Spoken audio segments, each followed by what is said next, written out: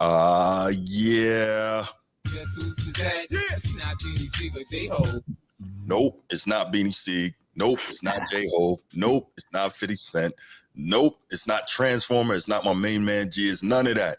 It's my main man Ryan Lankford, former Indianapolis Colt, former Ottawa Redback, former BC Lion, former Saskatchewan Rough Rider, around wide receiver kick return specialist, and the Format Podcast official college football analyst. What's good, Ryan? Yes, sir. Hey, glad to be here. Glad to be here. Thank you for that introduction every time. And it gets me going. Man. Takes me back. All right. Takes you back. Hey, get the gloves out, man. Get the gloves out. No. I'm retired. I'm done with that life. I did it. I lived it. God took me in, took me out. I'm blessed. We good. I hear that. That's what's up, man. That's what's up. It's good to have you, and looking forward to talking some college football with you today, man, because you know, I'm so happy the season is back. I know you are as well. Like you said, I know your juices are flowing for it. So let's get right into it and talk some college football. But before we do that, you all know what time it is. If you're here on YouTube and you haven't already, please make sure you go ahead, click that like, that subscribe, that notification bell. Make sure you're kept up to date whenever we drop new content on the channel. If you want the audio only version of the podcast, open up your audio podcast platform, hit the search bar, type in the Format Podcast, and we should come right up. If you're enjoying the content, make sure you give us that like, that 5-star review, and drop a comment. All that stuff helps us rise in the algorithm, helps us find more sports fans, helps more sports fans find us. And finally, make sure you write it down, put it in your phone, set an alarm, do whatever you got to do to remember. Saturday nights at 7 p.m. we are live here on the Format Podcast, and we'll give you the opportunity to call in, talk to us, get at me. I love it. I can't. So last week we didn't do a live show on Saturday night, so sorry for that. But nah, really not sorry, because Notre Dame Fighting Irish played in prime time, and they did their thing, and we're going to get to them in a little bit. But before we do that, Ryan, let's go ahead and start. I think I want to talk about what I perceive to be kind of the three marquee games of week one, and three games that I believe may have really told us something about the upcoming college football season. And then we'll do a quick preview of week two before we get out of here. So let's start, man. Georgia and Clemson. And this was so I expected Georgia to win. Matter of fact, me and the Transformer, we discussed this last week. And I think we were all kind of on the same page that Clemson has enough athletes and a good enough defense to have kept this thing close in the first half. And then Georgia would just do what Georgia does, kind of wear them down and then open up on them. And I think, as you can see by the final score, what was that, 34-3?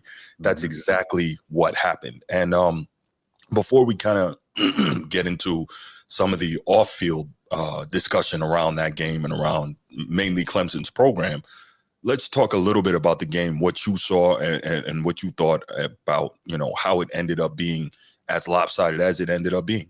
Yeah, I really didn't think it was going to be that lopsided. I thought it was going to be a really closer game. But I also knew Georgia was going to come out there hungry, right? Georgia was going to come out there trying to get back, because they should have been, in the talks last year. So I think that they definitely are coming out this year trying to prove something. And they looked like Georgia. They looked strong. They looked like a strong football team. Yeah, I didn't think that they'd be able to control Clemson the way that they did. But they look strong. Georgia's going to be a contender all the way to the end. Yeah. Shout out Carson Beck, Jacksonville's own. Yes. My daughter went to high school with him at Mandarin High School, right down the road. So yeah. But yeah, Georgia looks, I don't know that they look quite as good as teams of Georgia past. I do believe Carson Beck is probably a better, more prototypical NFL ready type quarterback than Stetson Bennett. But the Georgia defense, as good as it is, isn't quite the same level as those elite, super elite, like historically great defenses that we saw win the back-to-back championships a couple of years ago, especially that one, 3 years ago now? That defense that was right up there with any of Alabama's all-time great defenses, or with one of the great LSU defenses or anything like that. They were just so, or maybe even going back further, the Gators or those black shirts Nebraska defenses. So they were, that defense was, all-time historically great a couple of years ago. So anyway, Clemson, to your point, I did not think that it was going to get that bad. What was it, 13-3 at the half, 10-3 at the half? Somewhere, right? it was pretty tight like that. And because at first Georgia started pulling away towards the end. Right. Yeah. So, you got out of the first quarter, nothing. I think Georgia scored 6 at halftime. That's right. It was or close in the second quarter, right? And then third quarter, it just kind of got away from them. But yeah.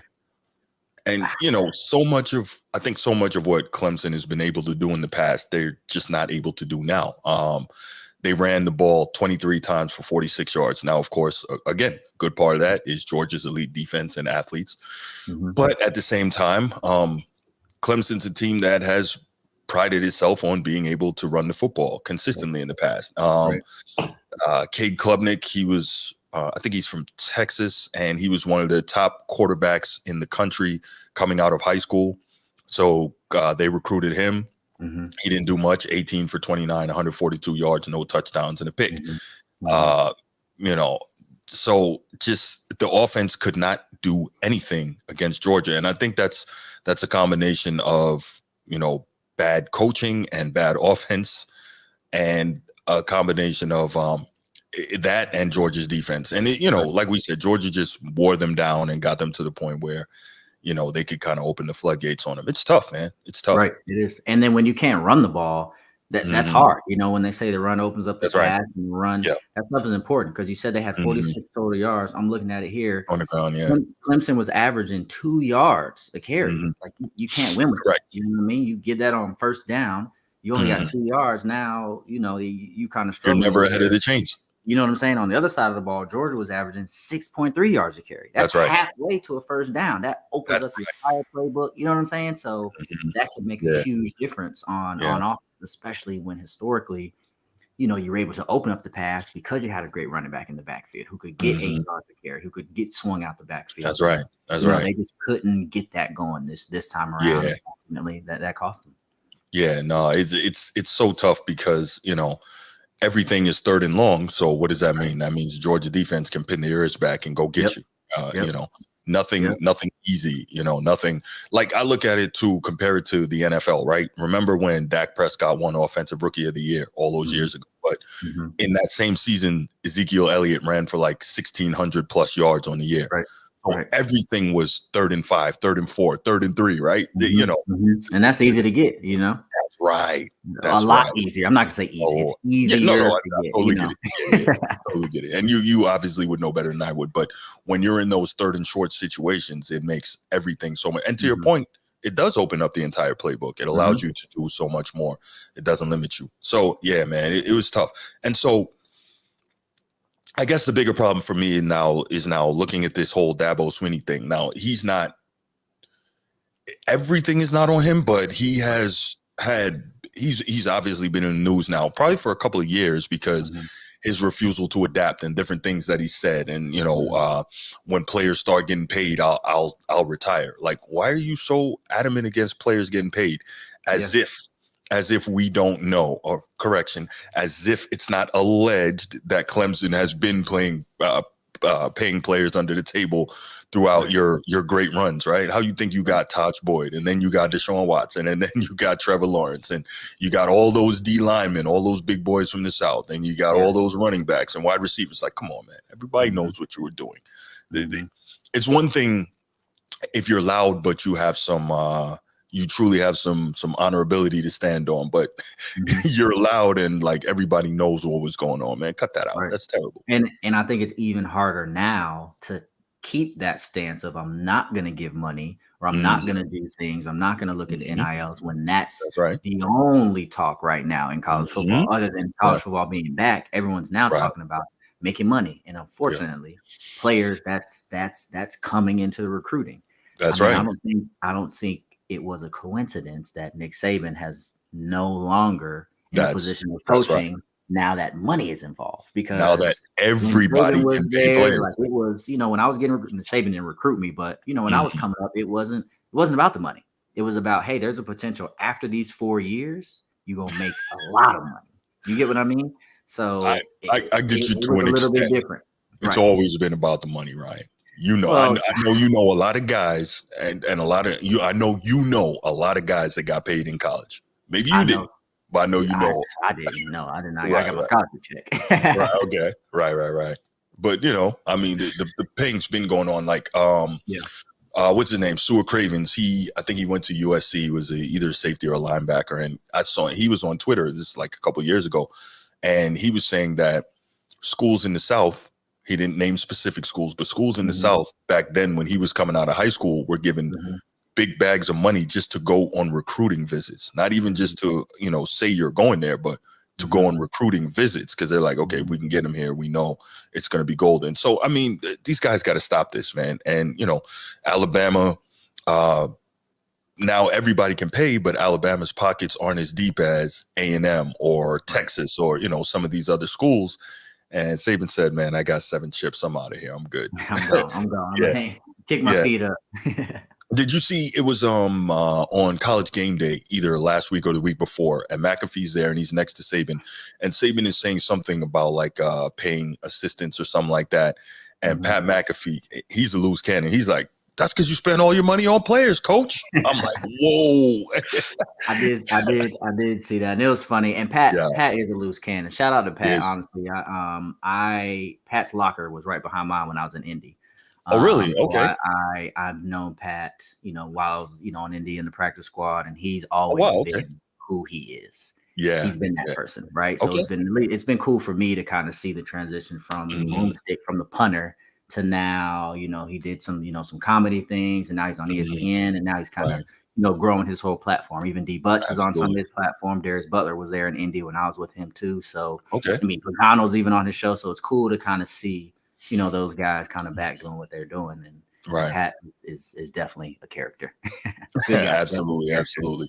So a lot of people had different things to say about in this mainstream sports media had different things to say about Dabo. And one of the reasons was Dabo is also adamant about not utilizing the transfer portal. See, so let's hear what Paul Feinbaum had to say on Get Up on ESPN about Dabo.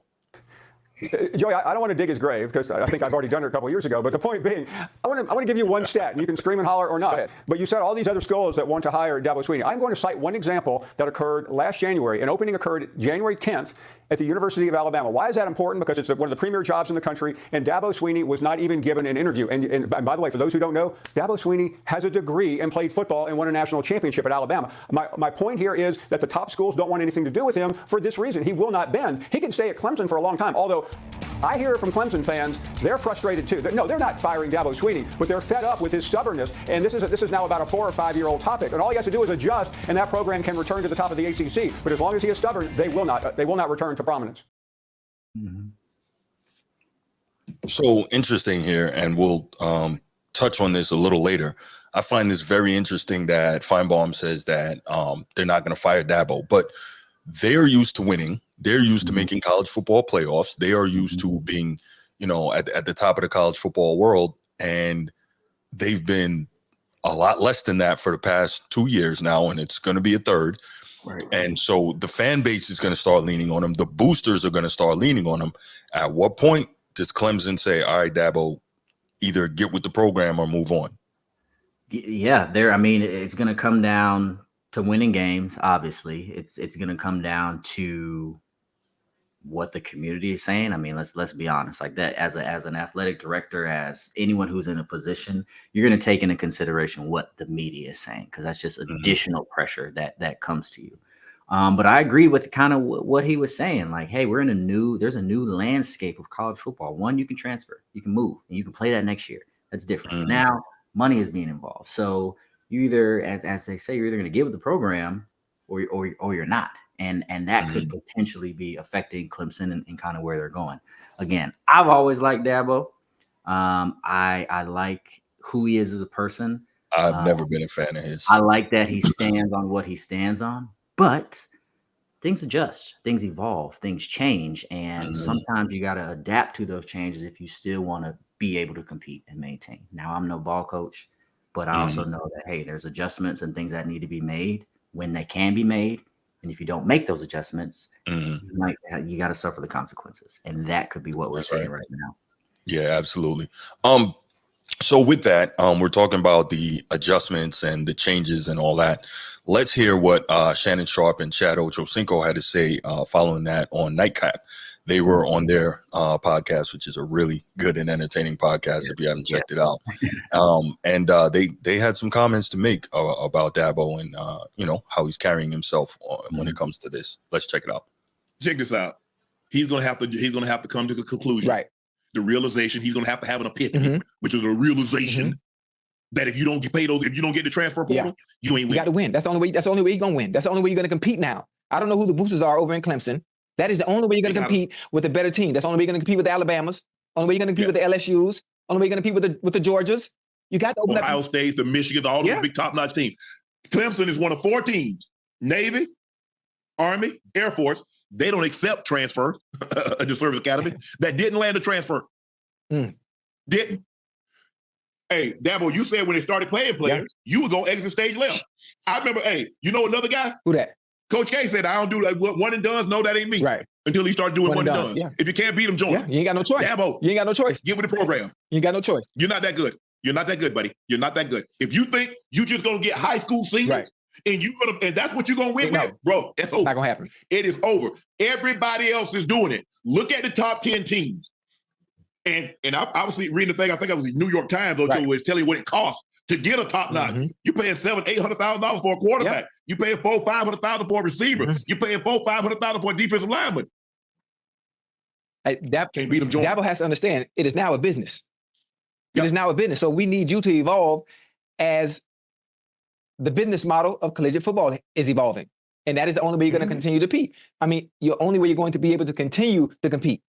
It's just a slight adjustment. You got to adapt. You got to adapt with everything else. You have to adapt. And that's the only way. Listen, he has a buyout clause. It's goddamn $60 million. 2024, 57, and 26. Man, come on now.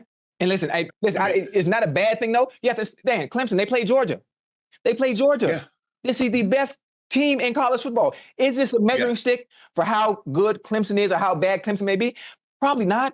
This is not a game. This is not a game I want to gauge on how good we are right now. They went 9-4 last year. That was the first time since 2010 they didn't win 10 games. I mean, hold on. You mean to tell me Georgia, Alabama, Ohio State, Michigan, all the top 10 teams can go in the portal, but you think you good enough not to? They said a lot, man. They said, they kind of touched on what we just said. You either gonna get with the program, or you're not. And the opportunity to be, I'm gonna say the opportunity to be great is there. It gives you the opportunity that you can reach in the transfer portal, gives you the opportunity that you can, pay to play, but you got to do those things to attract those players. Because somewhere else, the school next door is going to do it. That's right. What I mean? Yeah. So. I'm really curious to know if Clemson is not using NIL at all because Dabo doesn't want to do it. Like, that's a great question. They can't not be using NIL because they're not going to get anybody. Right. They're not going to get any of the top players. Like, right. I can't imagine that he could be so obtuse. He's giving $0 out right now. Yeah, come on, man. I mean, look at my beloved Notre Dame, which is generally, given the appearance, obviously I'm not inside that program, but given the appearance of attempting to do it the quote unquote right way all these years, right?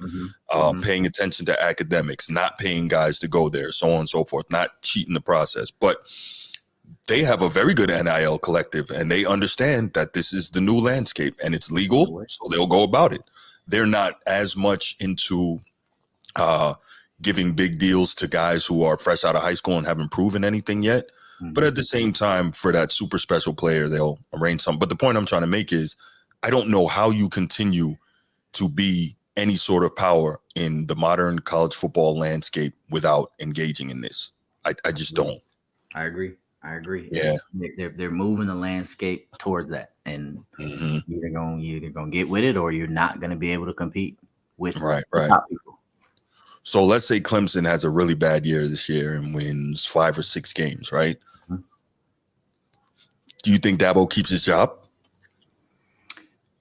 I think there will be people calling for someone new pretty soon. I think it's going to come down to, I don't know what his terms are, where he's at, what he's got left. I think the buyout is like people are 60 all, mil. yeah, people are always getting bought out all the time and just Right. getting released. We saw Jimbo get bought out for like 75 mil. Yeah. So it can happen, and I think because of his stance being so hard on not giving money and not doing these things, if you don't produce, I think it's that much easier to say, hey, we about to start looking elsewhere, because you've already proven and you stood on the fact that you ain't changing. Well, you ain't changing that's no longer effective. X amount of wins this year, and we trying to get back to the promised land. That's right. Something's got to give, and I think at that point, that's when they'll make some decisions. Your services are no longer needed. Thank you for everything you've done. Thank you for everything you've done. They'll send them off real well. They're going to be looking for somebody who's going to come in that first press conference, say, hey, if y'all trying to come to Clemson, let us know, because we going to give it out. We're going to find a way to make it happen and get you here. And that's what people want to hear. Yeah, and I think per Paul Feinbaum's point that he mentioned earlier in the clip that we played, Dabo didn't even get a call from Alabama, because Alabama knows that he's not trying to play the game. And Alabama's like, listen, we're coming off the greatest stretch in college football history here. We're not looking to go too far backwards. I mean, obviously you're not going to get another, greatest coach of all time, but we're not looking to go too far backwards. And if you're not willing to, go in the direction college football is going, then sorry. And that is crazy, because he is Alabama alum and he did win a national championship there as a player. So to say that you see all of that and they didn't even call him for an interview, that's bad. That looks bad. Yeah. Yep. I agree. All right, let's move on to the next topic. Let's go another team that is kind of shocking me here, and that's the Florida State Seminoles, right? We got Florida State is now 0-2 and out of the top 25. Obviously, we know that all together too. Well, I mean, theoretically, if they went on a run, end up winning the conference championship, right? Then they could probably get an at-large bid. It's a 12-team playoff now, not a 14. That's right. Yeah. So it could be, but I don't see it, and we'll get into that, because obviously Florida State loses their opener against Georgia Tech in Ireland, comes home, and then they lose 28-13 against Boston College. And this is crazy. The reason it's crazy, Florida State is a team that always has athletes, always has bodies. You, of all people, know what type of football talent is in this state and area of the country. So we know that the talent is there. Yes, they lost a lot, but we know they're still a talented team. But something isn't right. And personally, I think what's not right is DJU. They got caught in a bad spot with DJ Uiagalelei coming over in the transfer portal from Oregon State. And that's a guy he was a 5-star. I think he was the number 2 rated quarterback coming out of high school. Coincidentally, got recruited by Dabo in Clemson, and he ended up not being the guy. He's just not the guy, right? He went 21 for 42, 272 passing yards, 1 touchdown, 1 pick against Boston College, and it's bad. Now, don't get me wrong. There's other things going on here, right? You're just looking at the box score. Obviously, you saw the game, and you're like, this can't be right. Boston College is doing this to Florida State. Florida State ran the ball 16 times for 21 yards in that game. That doesn't even make sense to me. That doesn't compute, right? Which leads to DJU throwing it 42 times. And then, of course, being down a lot of the game, you're going to throw it more. And then you see on the defensive side, Boston College runs the ball 52 times for 263 yards. That's almost disrespectful. Yep. If you're Boston College, you're like, oh, okay, these dudes can't stop us. Got it. We want to punish them on the ground, And so you had 3 guys over 70 rushing yards in that game, including quarterback Thomas Castellanos, 14 carries, 73 yards. So the point is, Bill O'Brien, he's doing his thing, right? He's a solid college coach, man. He really is. He may not have been a great NFL coach, but because remember, he was the guy who had the Penn State job after all the Joe Pa and Jerry Sandusky scandal, and he was actually bringing that team back. And then I think he got called back to the league, right? He went to be the Patriots OC with Tom Brady, so you can't turn that down, right? You cannot. Right. Correct. And so then I think he got the Houston job. So, a lot going on. But yeah, so I'm looking at Florida State and I'm wondering, man, what is going on with these guys? So I've been talking. What are your thoughts on what's happening with the Seminoles and, how you see the rest of their season going? Let's take a look at their schedule. Well, they got to get one win, right? That's it. You just got to get one, and then you build from that, right? You start. You just got to get one. And right now, it's tough out there in Tallahassee because the fans on him, they're like, yo, we just lost to Boston College. We just got embarrassed. So there's a lot of pressure on there. Quarterback is, scrambling a little bit. He's trying to kind of get his feet now that he's in a new program. And things take time. Now, I didn't think that Florida State will go out and lay an egg like they've kind of done 2 weeks in a row, but that's part of college football. That's part of, you got to come in and play. There's so much emotion. There's so much stuff that comes into it. But I have faith that at some point they can get a win, and then that's really when we'll see how they can turn it over. Because I've been on those losing teams where it's just like, man, nothing seems to be working. It's hard to go to that practice on Monday. It's hard to make it through the week. You got people talking to you during the school year. There's a lot of stuff. But once you get back going, hopefully they can do some stuff.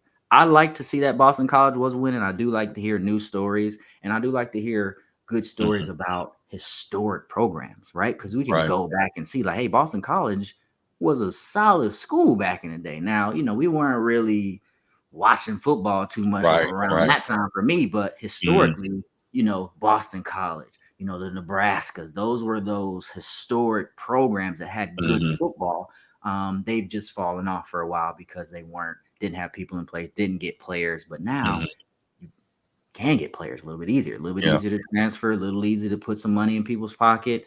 And you have wins like this where you're beating Florida State, who's ranked, and you're not ranked. And, that type of stuff can all add to the program and increase the likelihood of recruiting more better players to maintain where they're going. So let me ask you this. Thinking about DJU, obviously, like we said, he came over in the portal from Oregon State, went into the portal from Clemson and went to Oregon State. And so DJU, again, was, I think, the number two quarterback coming out of high school. I think he's from Don Bosco Prep in California.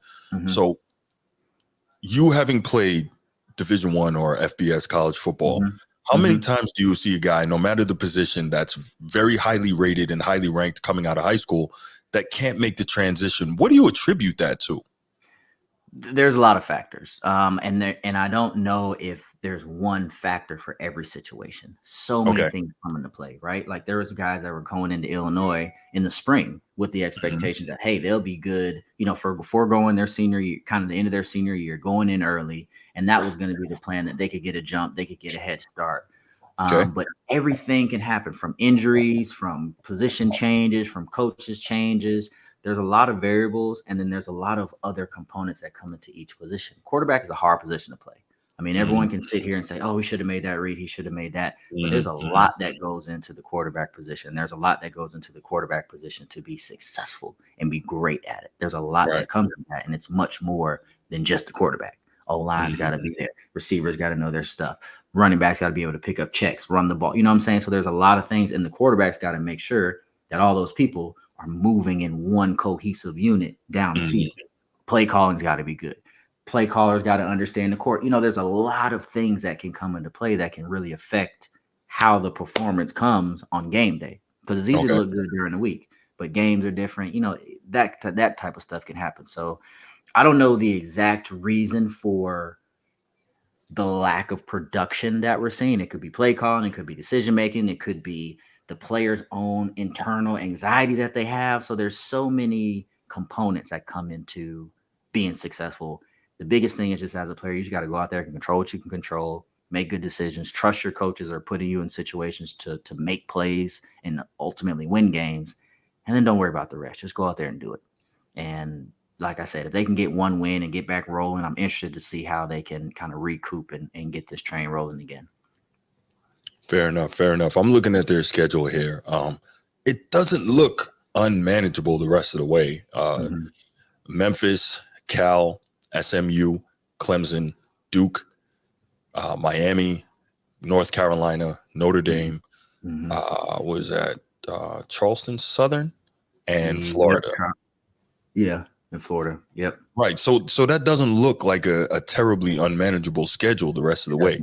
If they could theoretically get out of there with one loss, maybe two, Miami, we'll see what they turn out to be, but they look all right. And then Notre Dame in November. But if they can get out of there, what would they be? 9-4 on the year? Yeah. Like, and they're still kind of in it. Yeah, they're still in it. I think theoretically 9-4, but we got to see what everybody else doing. And then that's right. Now it's different.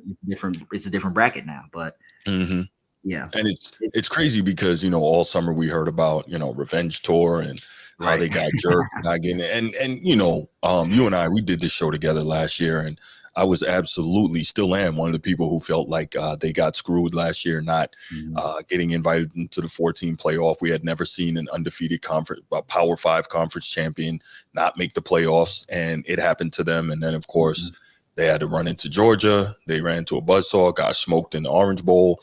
And then following that, now we see how they open up this season. So it's really disappointing to see, not that I'm a Seminole fan at all, but it is disappointing to see. And I'm just curious to see how Mike Norvell bounces back from this. Now, he's on the hot seat.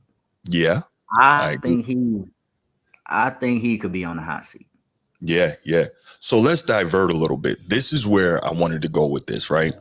Okay. Dabo could be on the hot seat, or Dabo could walk away after this season if it doesn't end up going well.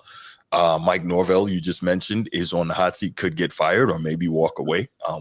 He's not going to walk away, because if he does, he doesn't get that buyout money. But he's going to try to turn it around. Yeah, he's going to try to. And if he gets fired, then they still have to pay him, right? That's right. Until somebody else hires him. But the point is this. This is where I was going with this. Colorado. Shadur Sanders, Shiloh Sanders, Travis Hunter, all heading off to the league. If Deion Sanders should choose to stay in college, I forgot to mention this. Billy Napier probably won't make it through the season at Florida. So you have 3 schools in this region who are big-time programs who need a coach. Would Deion be a possibility for Florida State, his alma mater, Florida, a traditional powerhouse, or Clemson, who Dabo may walk away or they may fire him? Your thoughts? Florida State. If I'm Florida State, I'm already calling his agent on the low, texting, calling, whatever it is. I don't know if this can shake up. But I just need to know that if the opportunity was there, you would come on back to Tallahassee. And if he says yes, you got to find a way to make it happen. You got to do everything to make it happen. That's right. Find a way to make it happen. Now, obviously, we still worried about this season and our coach, and we trying to go all the way. But right, you starting 0-2. If you're not turning this around, and you might make the playoffs, get knocked out, don't make the playoffs, that gives us all the reason to say, hey, thank you for your services. That's However, we got the primetime effect that's coming on down. And it could happen, because I totally forgot that all those players that you just named are going to the league. That's right. If he doesn't go to the league, now it's like, well, dang, I'm not really going to coach my son. I could be a dad, but I also can now coach. But he's also, he's also said that I've been doing it, Yeah. I don't know if it's true, but he's also said that he doesn't want to coach pros because, he can't imagine being the competitor he is and the player that he was. He can't imagine all these guys making all this money and not wanting to put the work in to be great. And so I think he would have a problem with that. Now, that said, I think the last coaching search when Mike Norvell got hired at Florida State, they didn't even call Deion. So he might have, he might feel some kind of way about that. I don't know. But I also think you got to keep in mind, when was that? So when did he get hired at Florida State? 3 years ago. Where was Deion? 3 years ago. Okay, so 3 years ago, Deion was just leaving Jackson State or still at Jackson State? Because he's been at Colorado. Still at Jackson State. So still at Jackson State. So he, call it what it is. He, in the minds of everyone else, just that Jackson State coaching. He wasn't, I don't think he had the qualifications of, man, do we really want to take a risk on Deion yet? I think Arkansas interviewed him. That's an SEC program. They did. I think you're right. I think they're right. You're right.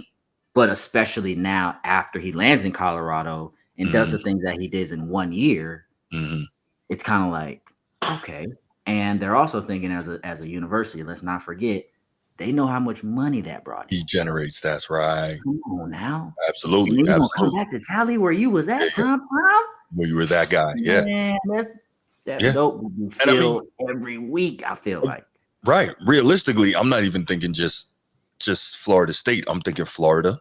Right. Now, Florida could be a good school too. And I would love that. I would love to see him. Obviously, Clemson, cool. We mentioned, because I'm looking at it like this, right? When you look at Deion Sanders, okay, he's from Florida, so he's going to have recruiting on lock in this entire region.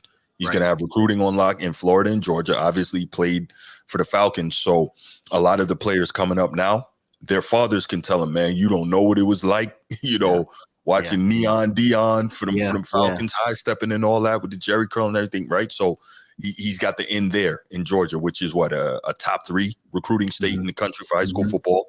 Florida, which is vacillates between Texas and California, between number 1 depending on the year. Obviously, Deion has the connections in Texas. He lives in Texas still, I think. So he's got connections in a lot of big time football producing states. And think about it. What's the biggest issue that he's having at Colorado? Defensive and offensive line, right? Right. He's got the elite skill guys. Yeah. So if he was to get in at Florida State or Florida or Clemson, those guys are already there. Right. All he needs to do is continue to pull in the skill players, which we know, as a skill guy in this area, that, you shake a tree and they fall on the ground, right? So, and obviously there's no disrespect towards your skill set, but I mean, Florida pumps out so many elite skill guys, right? We look in the league, they're all over the place, and so I've just been thinking, like, these are things, and if the ADs or somebody on those staffs aren't reaching out quietly to Deion's agent, they're doing a disservice to their programs. Yeah. And Clemson might make the most sense because they got somebody who said, we're not paying players. So if you're gonna bring somebody new in, you might as well bring no problem with it. Come on now, you might as well bring in the top of the line, the man who can recruit, the man who talk about money, the man who's flat, who can bring that. That's cool. And if you're doing that, I'm telling you, and any of those schools that we just talked about, you don't have to push as hard to try and get these Southern guys to go all the way out to Colorado. They're not leaving their footprint, so they're more comfortable. So you already got a leg up. I mean, I'm telling you, man, these ADs or their assistants or whoever it is needs to very quietly be reaching out to Deion's agent, like, hey, what's it going to take to get him out of Colorado? Because, quiet as kept. Billy Napier, he's going to be gone. Mike Norvell might be gone. Dabo might be gone. So what's it going to take for us to make this happen? Smarter guys than me, I'm sure, have considered all of this. I would hope so, but I think it could be serious if he landed at any one of those spots, like any of those schools. Yeah, my homeboy and I were discussing this. Stay tuned on that one. Yeah, we were discussing this about a year and a half ago, and I was shocked that Georgia Tech never reached out to Deion.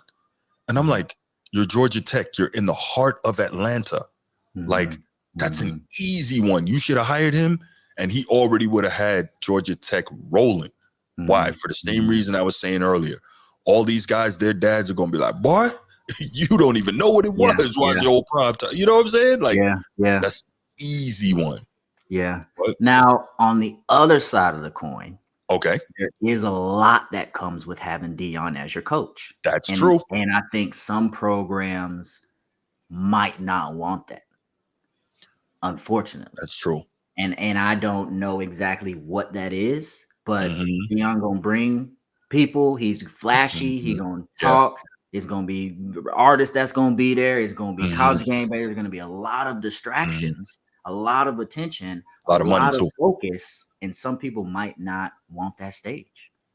I can agree with that, but this is what I can say. If you can handle, let's say Florida, right? The Gators. If you can handle having all those criminals on the squad, winning national championships, you can deal with Deion. Am I right? Right. So, that's how I see it. Yeah.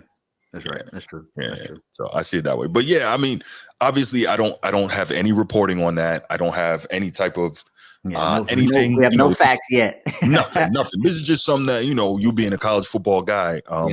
I figured I'd throw it out there and get your thoughts on it because I think that there's an opportunity for this to get really, really interesting. And I totally forgot that his sons were graduating. That's right. In my mind, I feel like they had a year or two, but they don't. And then now that he's gone, he already said he's not trying to go to the NFL. That really just opens up his whole pool of. That's what I'm thinking. Yeah. And think about it, right? Normally, not that I follow recruiting that heavily, but normally you will hear, okay, X high-level quarterback is looking at these schools or whatever. You're not hearing any of that when it comes to Colorado and Deion. You're not. Right. Which is odd because he's in relative proximity to where Arizona and Las Vegas and California, right? Las Vegas has Bishop Gorman, which is a freaking NFL factory. That's a great high school. They put out a lot of talent in Division I and into the pros. You have obviously the state of California, Southern Cal, which we know they put out a ton of talent as well. And Arizona, which is now starting to pump out quarterbacks and stuff like that, quarterbacks and skill guys, defensive and offensive. So he's right around talent, but you're not hearing anything about incoming talent to Colorado. So that's why I'm like, Yeah. My thoughts.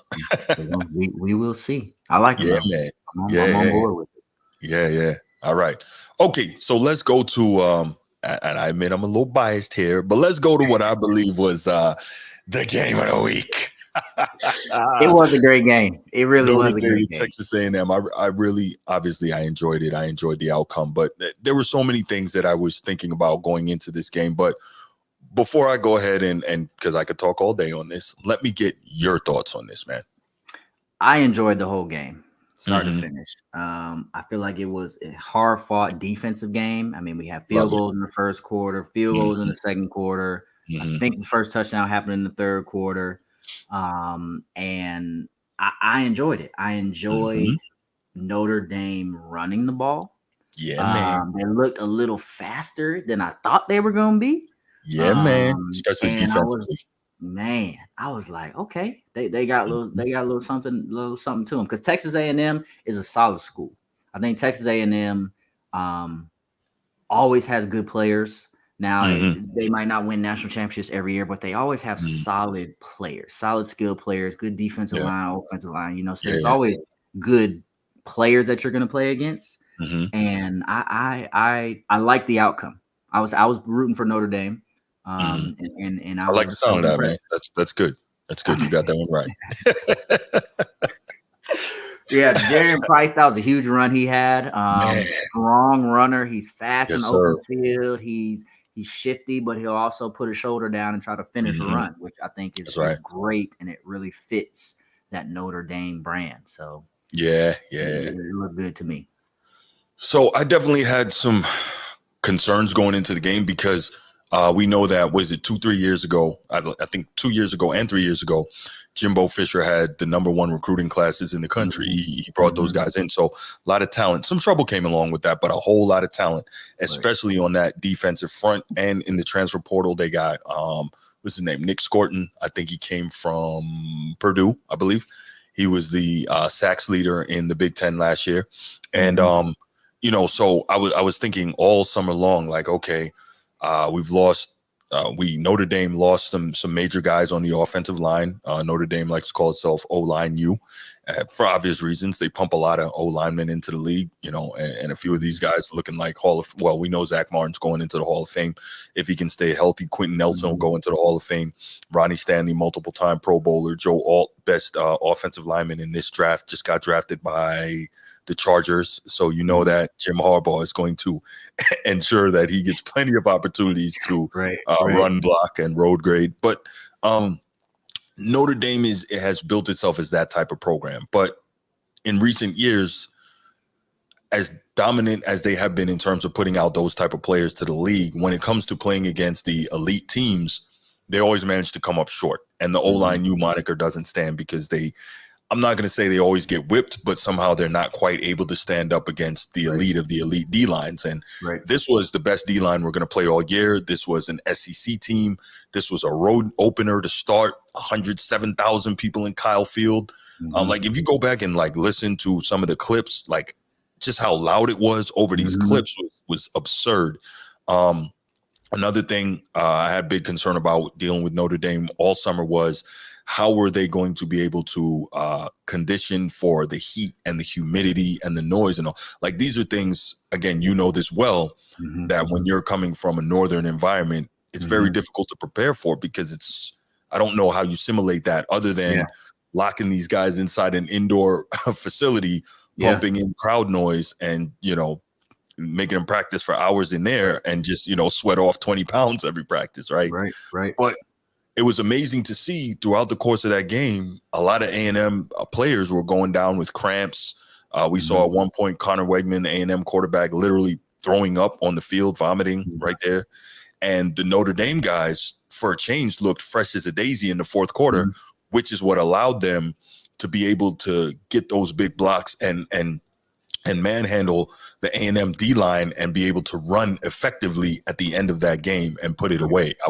Whether it was Riley Leonard making timely runs or Jeremiah Love or Jadarian Price, I was really, really impressed by that. And I watched and I'm like, wow, okay, this looks different. And I'll tell you what, here's a question I want to ask of you. I've been asking this question among different people.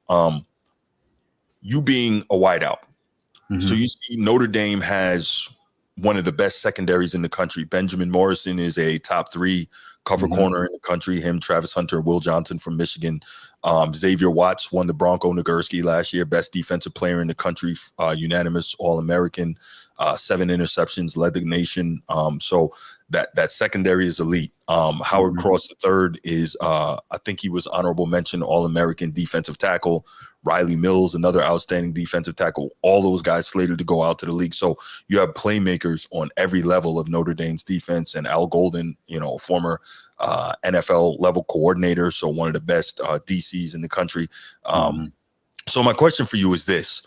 We've been hearing all summer how Connor Wegman may be a sleeper as one of the better quarterbacks in the country. He looked really bad in this game.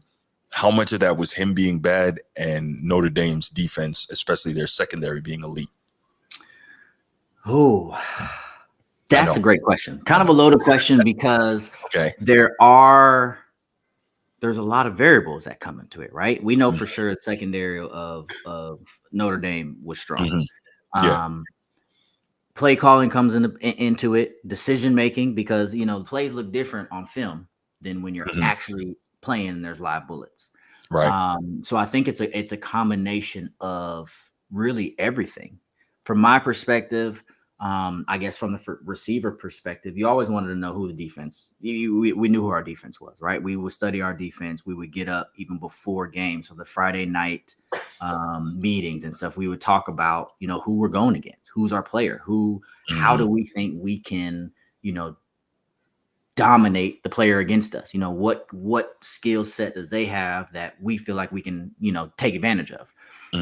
Because at the end of the day, it's all your one-on-one matchups that got to win. So, you know, when there's however many guys are on the field, you got to win your 11 matchup, your 1/11th. You got to win that. Whoever wins most of those matchups wins the play.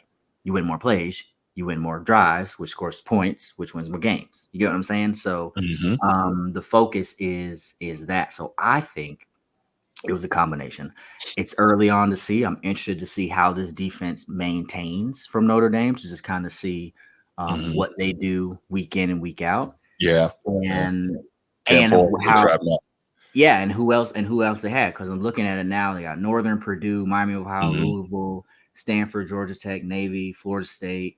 You know, not murderers row. This powerful offenses, right? But that also gives you an opportunity to show how dominant you are. So we're really it's going to be a great test to show you, okay, are they really who they say they are? And if they are, they should be able to handle these teams, these offenses. They should be able to control them. And hopefully Notre Dame, from an offensive perspective, can keep putting points on the board, because there's nothing worse than, you know, being the favorite to win and you're kicking field goals every drive. Yeah. Defense is stopping them, but you're driving, 60 yards kicking a field goal, 50 yards kicking a field goal, 48 yards kicking a field. You know what I'm saying? Like that type of stuff comes into play. So it's early on, but I'm very interested to see how they continue to move now that you came out the gate 1-0 against a team that you went into a hostile environment. You're feeling yourself a little bit, but they might not be feeling themselves. And something that you brought up too with the conditioning and how Texas A&M was going down. So all that stuff, that week 1 preparation happens months before. It happened last year when they were doing 6 a.m.s in the wintertime. Working on their conditioning, working on their mindset, working on, hey, it's going to be hot when it comes to week 1, but we got to be able to overcome. Remember those workouts we were doing? Remember that workout we were doing in training camp? Fight, all those things come into play so that when it's live bullets out there, your preparation takes over, and you're able to separate yourself and win games. Very nice, very nice. Yeah, I think looking at it, the first game that should possibly be a legitimate trip up is Louisville. Notre Dame went to what is that, Papa John's Stadium? I can't remember what it's called, but the Papa John's guy.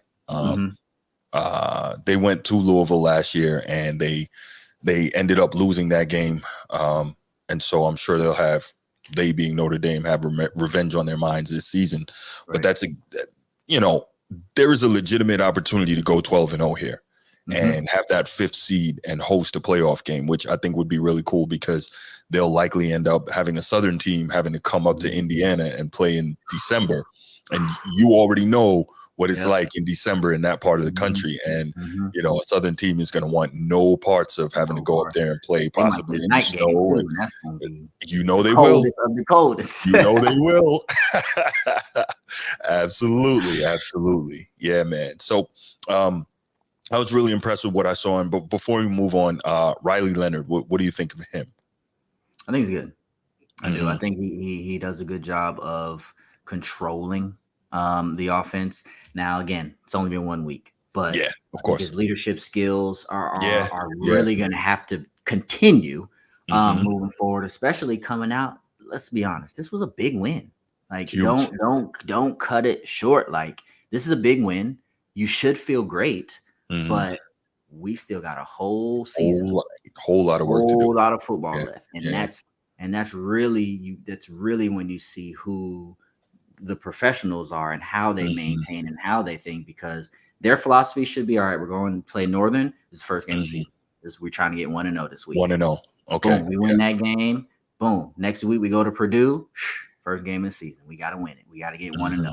And when you look at it that way, then at the end of the season, when it's like, all right, how's the playoff picture? Like, oh shoot, we're undefeated. Great. Then let everything else fall where it falls. But I think he's a great leader. Go ahead. I was going to ask you, is that kind of the mentality after a big win so that you don't, fall into the trap of complacency? It can be. And as a coach, you hope that that's the mindset. You hope that the mindset is, hey, we won this game, but we knew we were going to win. We're not satisfied. 1-0. Hey, we're going to celebrate this win. We're going to celebrate it on the flight home. We're going to watch the film on Sunday. If we watch the film on Sunday, as soon as Monday happens, we on the Northern. We're not thinking about Texas A&M because that's we moving on because we gotta focus on this. This is a new team, new players, new philosophy, new stadium, new week, new everything. Make the corrections, apply the corrections all week through practice, and then we on to the next. And then you just rinse and repeat. How much better is it to watch film and make corrections after a win than after a loss? It's got to be so much better. It is better, but you also know as a player how you play, right? So as an offense, receivers, right? In the history that I've seen, everyone gets graded. The X receiver, the Y receiver, the guy in the middle, everyone gets graded. Every single play. They know, okay, we ran 85 plays, we ran 65 plays. We know if you got a plus on this first play or if you got a minus on this last play. And the position coach is going to go back and say loaf or plus or drop ball. So players know when that play is going to come because we're going to watch it. They know, like, all right, well, shoot, I remember second half, they threw me that screen and I dropped it. We're going to watch you drop that screen. And the coach is going to say, you know what I mean? So all those type of things come into play But it is a great feeling when you know that on play 64 you dropped it, but on 65 you caught the ball, and then on play 80 we took a knee because we won. So it's like, we can deal with that. When you're losing games, that's when it's tough. Hey, that's a drop I know I should have had, or hey, that's a missed block. Hey, the running back could have actually ran for 80 yards, but because you as a receiver were kind of slacking, looking in the backfield, he got tackled short. That's 7 points that we left out there. You know what I mean? Those type of stuff. That's what really the great teams come through and can make those corrections and implement them and keep moving forward. Okay, got you. So I didn't put this on the rundown, but let's touch on it quickly. I forgot to put it on the rundown. USC LSU, man. Quick thoughts on that before we go on to a week 2 outlook. Ooh. So what was that score? Oh man, I'll tell you in a second. It was close. What was that score? Going to it right now. 27-20. 27-20 USC. I was very impressed with USC. Yeah, that's kind of what everyone's saying. I thought LSU was going to handle it because of LSU being LSU, right? And LSU being that tough school, being that physical school, playing with some speed. What also helped? A neutral site. You weren't playing in Death Valley. They weren't playing in LSU in the heat and all that kind of stuff. But again, early on, I think LSU played well. They moved the ball well. Or not LSU. USC moved the ball well. It was a tight game. I think people responded when they responded. There were no touchdowns in the first half. I mean, they tied all the way until literally the end of the game. So I was impressed with USC. I like to see USC. I like that USC won. Obviously, we're SEC household, Alabama girls, twice Alabama fans. So I like to see that. And again, early on in the season, I like to see how people respond. I like to see how people come back. Let me tell you this. This is, and I know I'm supposed to be a journalist and I'm supposed to be objective, but I hate everything SEC with every fiber of my being. To the point that as a Notre Dame fan, I actively rooted for the Trojans to win this game. You did. I know you did. I did. And I tell you what, though, that also had some benefit to Notre Dame because the better USC is, the better it is for the Irish at the end of the year. So, yeah. Yeah.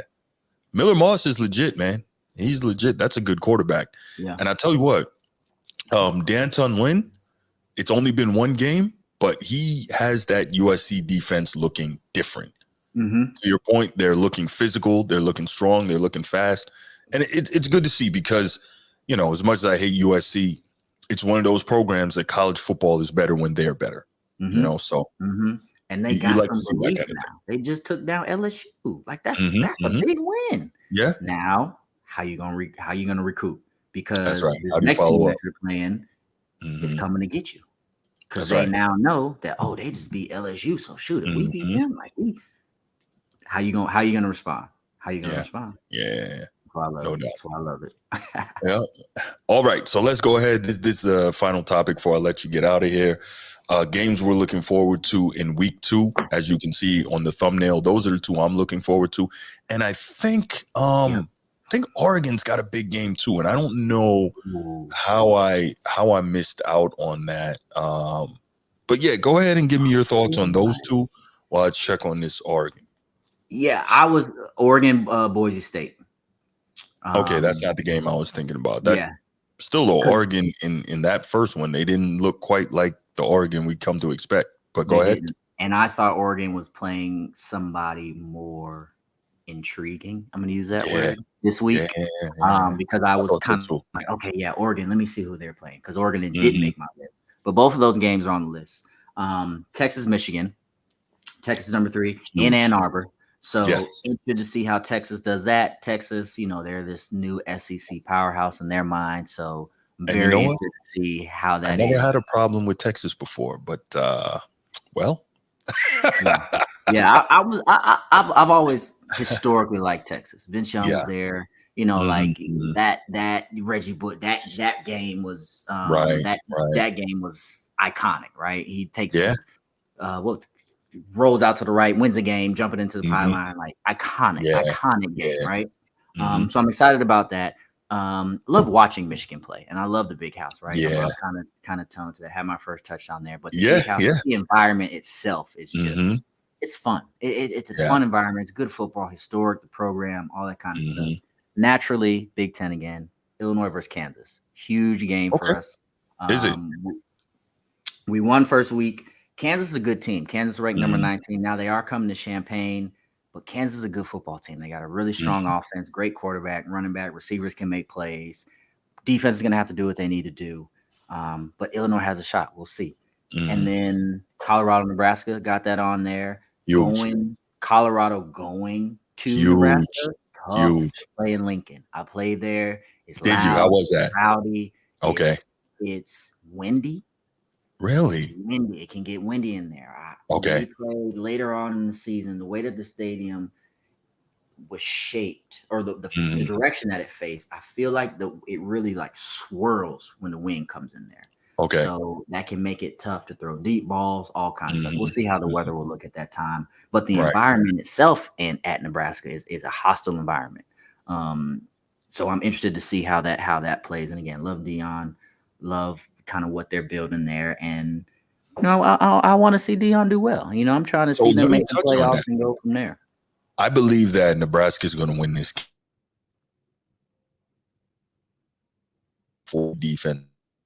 And we still haven't seen two things. We haven't seen in that first game any ability to effectively run the football, to take some of the pressure off of Shedeur from Colorado. And we haven't really seen that offensive line be able to protect him. And so I think Nebraska is a better team than people think. Last year they were 5-7, right? And in that season, they lost 4 games by 3 points. And in those 4 games, they had 17 turnovers, 14 of them by the quarterback. They have a better quarterback this year, Dylan Raiola. He's really good. True freshman, so he might, they might let loose the hounds on him, right? But Matt Rule has done a solid job of building that program, and if he can just cut back on the mistakes, that team can be a lot better. They can be an 8 or 9 win team. So I think that also, they are looking for kind of some revenge from last year at Colorado when they lost. I think it's going to be a very good game. I think Nebraska is going to win. I just do. Until that they being Colorado can show me that they can effectively run the football, which also makes things easier for Shedeur because now you get play action stuff, you get some shorter throws, and I don't get it. If you know that you don't have a very good pass blocking offensive line, why do you employ so many deep passing concepts which take longer to develop, which puts Shedeur Sanders more at risk? Again, I'm not a coach. You know this stuff better than I do, but I can't figure out why they're doing this to him. Yeah, and again, that comes down to the OC, to the play calling, or it could come down to the head coach who's saying, "Hey, don't call that. Call this." We don't really know what's going on. Yeah. Pat Shermer's an NFL guy, though, so it's easy to say that's what the OC is saying. That's the easy thing to say. That's what the OC is saying. But there's also on the other side of the coin as an OC, you believe in your guys. You believe that they're going to hold up. You believe that they're going to be able to get the ball. Now, obviously, if they can't do that, you make the adjustments. But Nebraska is a good football team. Nebraska is, in my mind, better than Colorado, right? We will see when play one happens on offense and play one on defense happen, and we see the offense and D linemen stand next to each other. It's going to be a difference. The game is going to come down to the trenches. Who can move who on the line of scrimmage, and that team is going to have the most success. Colorado's going to need to run the ball. They're going to need to I don't know. We haven't seen anything that makes us believe they can, right? If that's the case, you're going to have to get the ball on the outside, spread Nebraska out. You're going to have to read bubbles, that kind of stuff, play action stuff. Travis Hunter's going to have a great game, both sides of the ball, offense and defense. Special teams might have to come in too. A punt return touchdown, a kick return touchdown, a pick six here and there, little things points that you didn't really account for. That's going to make a difference in the game if you're playing pound for pound. I think Nebraska is going to come out on top, but Colorado can do it if they can move the ball and score touchdowns. Field goals aren't going to do it. Right. Nebraska won their first game 40-7. They beat UTEP. UTEP. Not a world beater, but not a world beater. That's what you're supposed to do when you play a team like that. Right. They ran 47 times for 223 yards. So clearly they are going to want to try and come out and punch Colorado in the face. And their physical team, historically, that's Nebraska. Yes. We're gonna hit you in the mouth. We either run the option or we gonna hit you in the mouth and run the ball. So I'm a good bit older than you, right? And I distinctly remember 1996 national championship, Steve Spurrier and the Gators, fun and gun offense versus Nebraska, and Nebraska annihilated them. Like Tommy Frazier and Lawrence Phillips and those guys just went crazy. They went crazy. Option back then, right? Yeah. Heavy. Tommy Frazier, he couldn't throw very well, but he'd get out on you and run. And then Lawrence Phillips, pounded from the power eye. So the point is, to your point, that is a historically physical program. And it looks like Matt Rule wants to get them back to what they have been in the past that allowed them to have success. So we'll see. Again, I don't know if Colorado can stand up to that. I don't think they're going to win this game. I don't. Now, if Colorado can get it to where if they can force a shootout of sorts, which I think Matt Rule is obviously he wants to run it so as not to allow it to get to that.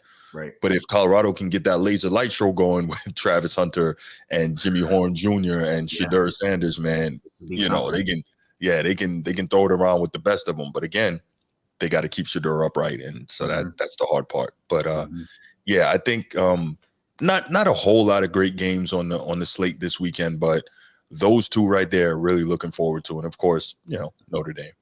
But but yeah, that Michigan Texas, which I also think that as much as I would like to see Michigan win that game, I think Texas is going to go up there and beat them. I don't think they're going to monkey stomp them. I think they're going to beat them though, because they can match Michigan's physicality in the trenches, and Michigan has a lot of unsurety at the quarterback position. Yeah, and so that's probably right. I would like to see Michigan win. Yeah, I think I would. Yeah. Come on, Big Ten. Do it, Big Ten. I know. I like the Big Ten, but helps us if Michigan loses. Okay. But it's tough to win in Ann Arbor. But Texas is good. It is. Texas is a good team. And they are built to be. They're fast. They're physical. They're strong. Like, they don't seem to have a lot of weaknesses. So it's going to be very tough sledding for the Wolverines. And but this is one thing I can say though. Wink Martindale, that defensive coordinator from Michigan, he's going to have some wrinkles to throw at Quinn Ewers that he hasn't seen before. Yes. There's going to be pressure coming from places he has not imagined. So let's keep that in mind. Yeah, he was the DC for the Giants. He was the DC for the Ravens, and he is all about pressure. Both of his guys, Mike McDonald, the coach of the Seahawks, coached under him. Jesse Minter, who was Michigan's D-Co last year, he coached under him at the Ravens, and then took over as defensive coordinator when no, he didn't take over. Was he? Well, he was on that defensive staff under Wink Martindale. But the point is, so the good thing is the scheme didn't take teaching those guys at Michigan a whole lot of stuff, because the coordinators they had before were coming from the same scheme.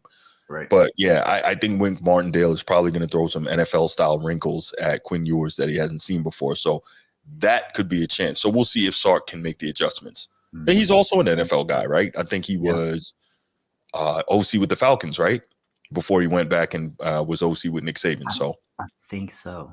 Yeah, so you got some NFL pedigree there. So it should be a good game. Looking forward to watching it. Again, got to root for Michigan. Not tough as a Notre Dame, got to root for Michigan. But hey, if you're playing against the SEC, you know what has to happen. Yep. Yeah. But all right, Ryan, man. Another great time talking college football with you, man. Always. I'm gonna let you go, and I look forward to getting back with you next week to kind of wrap up this week, and then look forward to next one. That's right. Thanks for having me again. Always. Absolutely, man. Yeah, I appreciate you. All right. So if you're still here, appreciate you being here with us this whole time. Love to talk college football with Ryan, and we got next show at Saturday night at 7 p.m. So make sure you tune in. Make sure you set those notifications. Make sure you like and subscribe if you haven't already. Make sure you share the channel. And we're out. Peace.